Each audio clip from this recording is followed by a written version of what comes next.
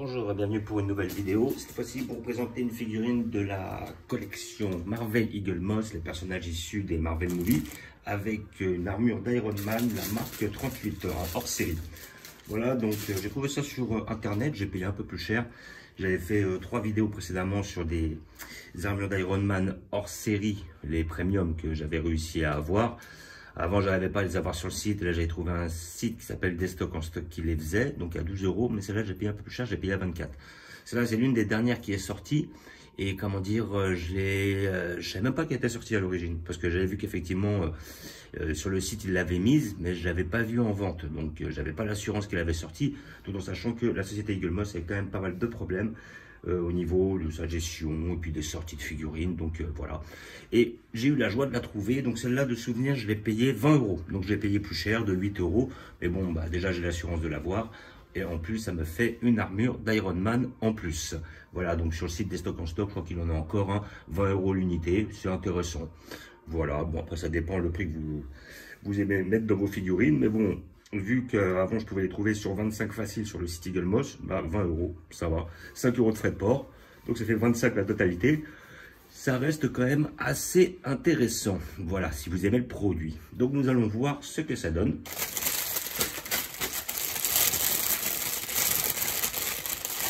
Hop, toujours le petit fascicule qui va avec. Iron Man marque, ah, c'est pas la marque 38, c'est la marque 33. Ouais, marque 33, ok, pas de souci. Donc oui, 38, pourquoi j'ai vu 38 moi? Voilà, ah ouais, ah nanana, ah bah oui, hein, c'est la marque 33, tout à fait. Alors, nanana, Iron Man 3, la marque 38 c'est une autre, je l'ai déjà, de souvenir. Voilà, donc là nous avons la marque 33, celle-là je ne l'ai pas, j'ai pas acheté en double quand même, non, c'est bon, celle-là je l'ai pas, je me disais bien. Et donc c'est l'une des dernières sorties. Voilà, de cette collection-là. Donc là, dans les griffes du mandarin. Donc effectivement, c'est dans Iron Man 3 qu'on va voir cette armure-là. Voilà, à la fin, quand il se bat face à justement lui, Killian, le mandarin. Enfin, celui qui joue le rôle du mandarin. C'est pas le vrai mandarin, mais celui qui se cache derrière le mandarin. Et bah, justement, il va sortir toutes ces armures d'Iron Man, dont tous les hors-série, effectivement, qu'on a eu jusque-là. Puis on a une petite présentation des personnages. Bah, il y a une scène, Trevor Slattery, acteur britannique, nanani. En plus, ouais, j'ai même le fascicule en français, magnifique, hein, voilà. Donc là, le président qui prendra l'armure du Iron Patriot, voilà, et puis un petit fascicule qui dit pas grand-chose, mais voilà, il est nécessaire, on va dire.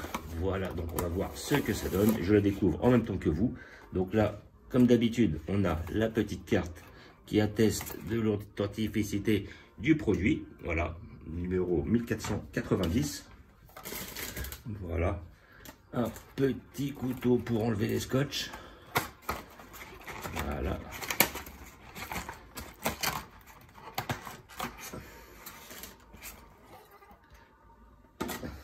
Et nous avons la bête qui est magnifique. Voilà, nous allons la regarder de plus près ensemble.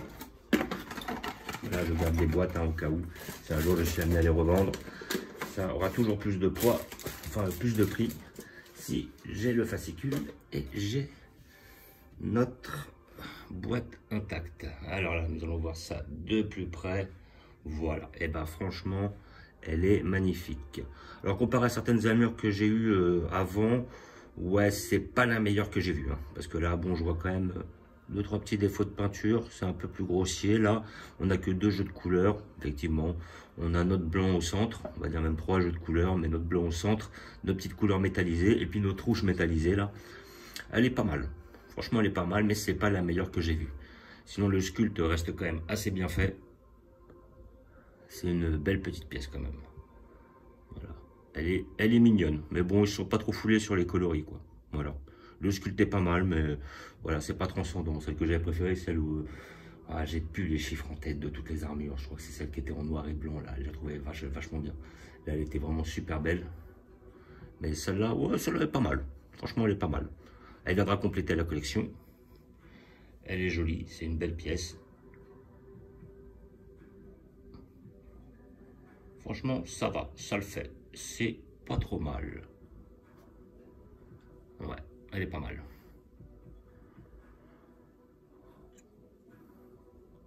Joli. Voilà, bah c'est mignon, ça le fait.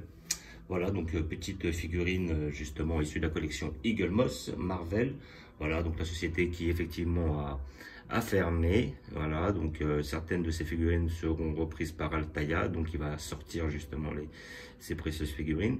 À côté de ça, j'ai vu que maintenant ils en vendaient pas mal en grande surface, dans la grande distribution, à un prix quand même assez exorbitant, je trouve. J'en ai vu certaines, c'était 35, 45. Voilà. À la base, je les payais à 16 quand j'étais chez Eagle Moss, ou quand je les prenais en kiosque par le biais de Eagle Moss d'ailleurs. Et là, maintenant, je trouve que pour certaines, elles cotent beaucoup plus.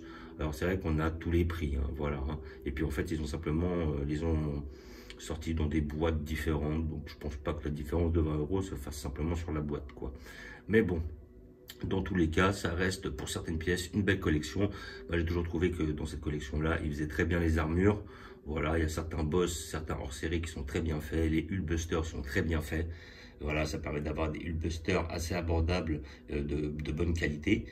Et comment dire, les armures par contre, ils les font très bien. Que ce soit les Ultron, que ce soit les armures d'Iron Man.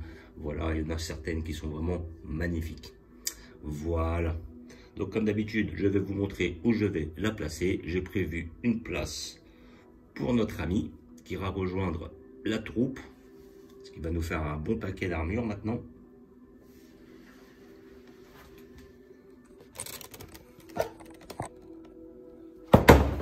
Oups. Voilà, peut-être avoir un petit zoom là. Voilà. Donc je vais la mettre ici.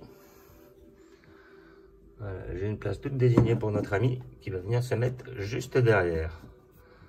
Alors, je sais qu'il se met à côté de l'armure Earthbreaker, que je ne me rappelle plus les chiffres. Là, comme d'habitude, à gauche, vous avez tous les War Machine, notre fameux Iron Patriot par la suite. Nos 3 hors-série ici présents, ainsi que 4 hors-série. Et après, les autres étaient sortis dans le biais de la collection. Voilà. Donc excusez pour l'ombrage, mais il fait nuit. Voilà. Donc nous avons quand même pas mal d'armures d'Iron Man. Là, ça nous en fait 1, 2, 3, 4, 5, 6, 7, 8, 9, 10. Plus après, la marque 50, là, c'était celle de Infinity War. Là, notre tout premier Iron Man, celui qui était sorti. Et après, nous avons le Iron Man de Avengers Endgame. Voilà, donc ça nous en fait quand même 13. Bon, je suis pas superstitieux, mais ça porte malheur. C'est pas grave, je vais bientôt ouvrir la 14e. Mais bon, je suis très content de cette collection. Ces figurines sont magnifiques. Rien à redire. Donc, comme d'habitude, je vous remercie d'avoir regardé. Je vous dis à bientôt. N'hésitez pas à vous abonner ou à mettre des pouces. Et je vous dis ciao.